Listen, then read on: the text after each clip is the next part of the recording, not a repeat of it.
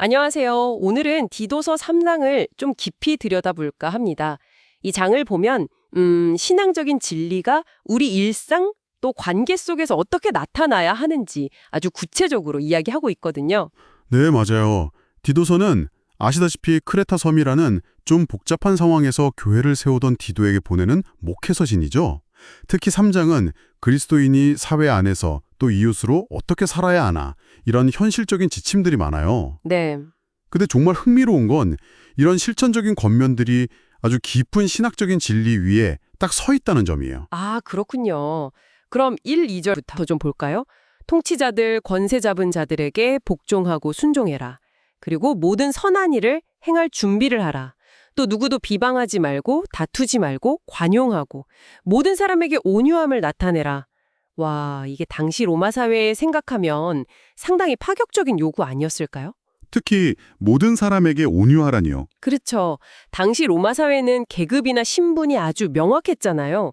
특정 집단에 대한 어떤 혐오나 비방 같은 것도 사실 흔했고요. 네네. 그런 상황에서 모든 사람에게 차별 없이 온유하라는 가르침은 분명히 큰 도전이었을 겁니다.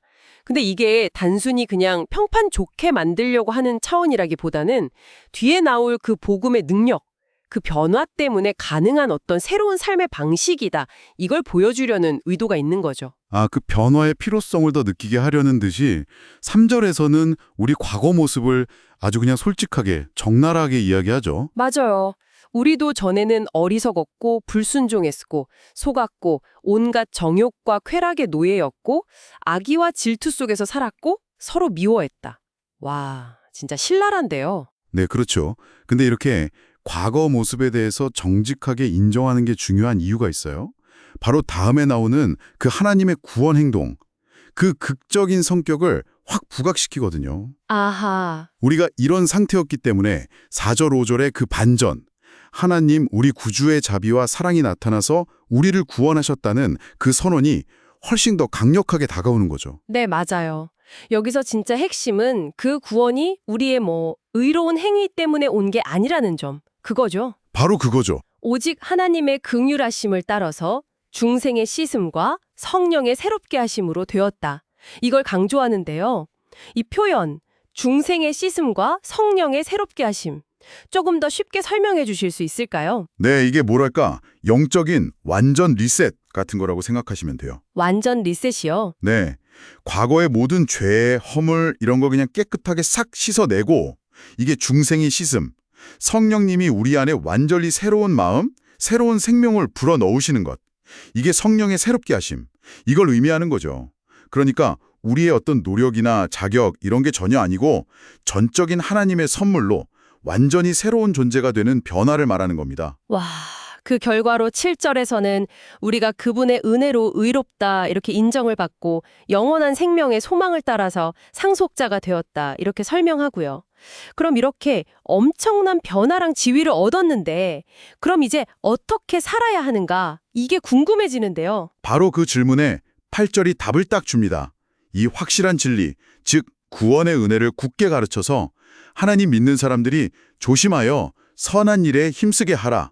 이거죠. 아, 조심하여 선한 일에 힘쓰게 하라. 네. 근데 여기서 주목할 점은 선한 일이 그냥 구원받았으니까 따라오는 부수적인 거, 이게 아니라는 거예요. 이것은 아름다우며 사람들에게 유익하니라.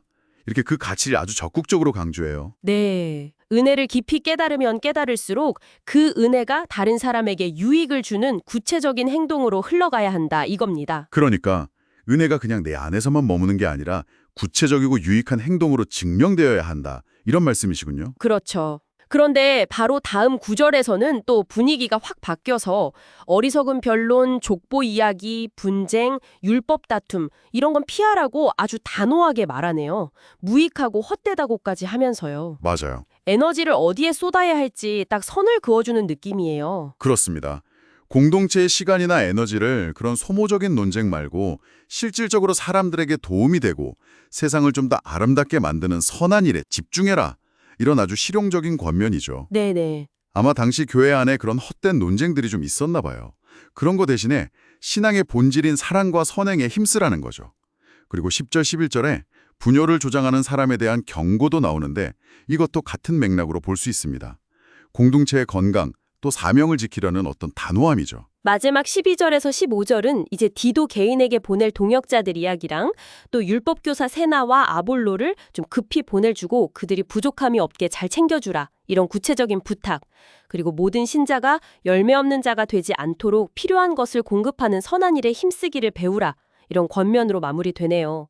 정말 마지막까지 실천, 이걸 강조하는군요. 네, 아주 심오한 신학적 진리가 개인적인 관계라든지 실제적인 필요 공급, 공동체의 책임, 이런 아주 구체적인 삶의 모습이랑 긴밀하게 연결되어 있다는 걸 잘 보여줘요. 믿음이라는 게 그냥 추상적인 개념이 아니라 이렇게 일상의 선한 행실 속에서 열매를 맺어야 한다. 이걸 디도서 3장이 분명하게 말해주고 있는 거죠. 네, 오늘 디도서 3장을 보면서 카다님의 정말 압도적인 은혜는 우리를 완전히 새롭게 만들고 그 변화는 결국 모든 사람을 향한 온유함 그리고 다른 사람들에게 유익을 주는 선한 행실로 이어져야 한다는 걸 배웠습니다. 그리고 또 에너지를 낭비하는 그런 무익한 논쟁 대신에 이 선한 일에 집중하는 게 중요하다는 것도요. 맞습니다.